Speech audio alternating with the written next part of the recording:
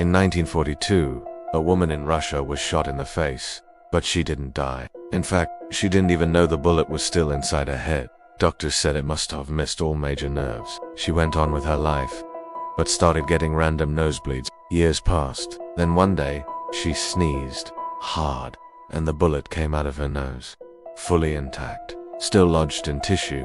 She kept it on her shelf for the rest of her life, a souvenir from the day she survived the impossible. And yeah, next time you sneeze, just be glad it's not a bullet.